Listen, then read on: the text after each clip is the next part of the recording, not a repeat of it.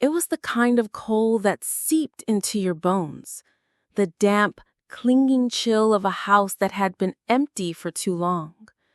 But the old Thorne estate wasn't empty. Not anymore. My parents had sunk their life savings into it, enamored by the Victorian architecture and the sprawling, skeletal oaks that clawed at the sky.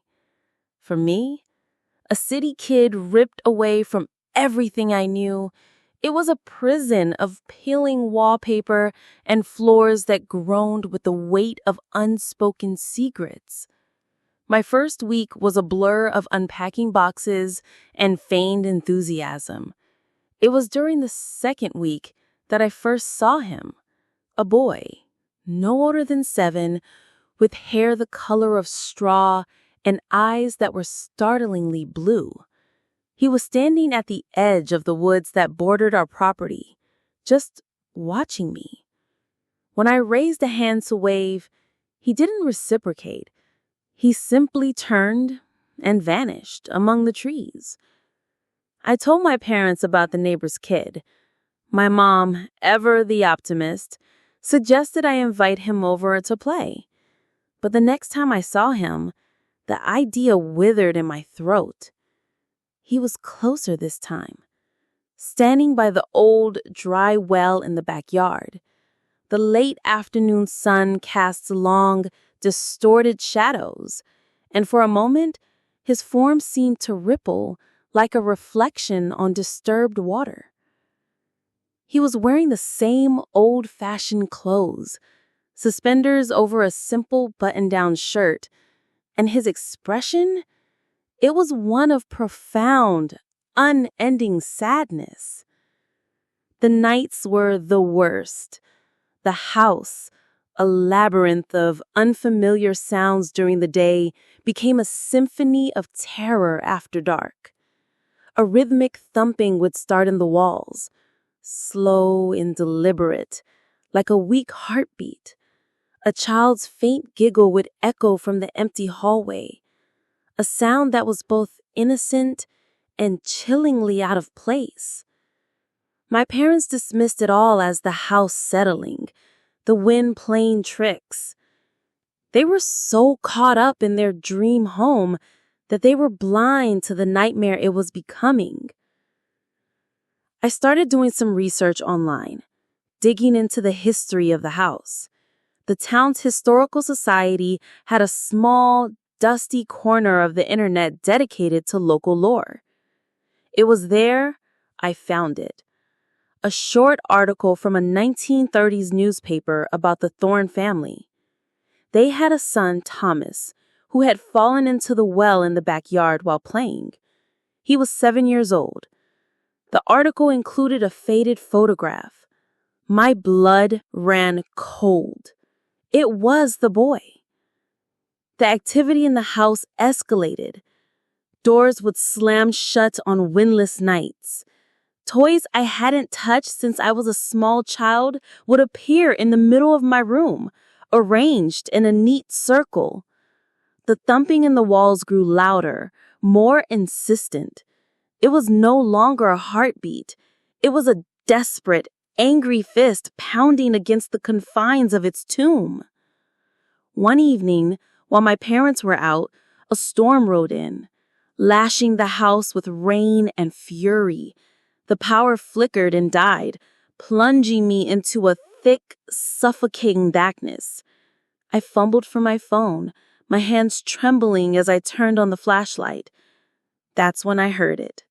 Not from the hallway or the walls, but from right behind me. A small, cold voice whispered, "Will you play with me?" I spun around, my heart hammering against my ribs. Standing in the doorway of my room was Thomas, but he was different now. The sadness in his eyes had been replaced by a hollow emptiness. His form was clearer, more solid, and water dripped from his straw-colored hair, pooling on the floorboards.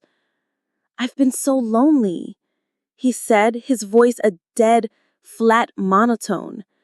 He took a step forward, and the rhythmic thumping started again, this time seeming to come from his own small chest. Frozen with terror, I could only stare as he advanced. The air grew frigid, and a foul stench like damp earth and decay filled my nostrils.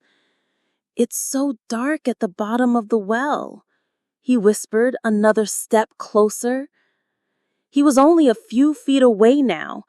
I could see the dark, murky water that seemed to cling to him, the way his clothes were stained with mud and algae.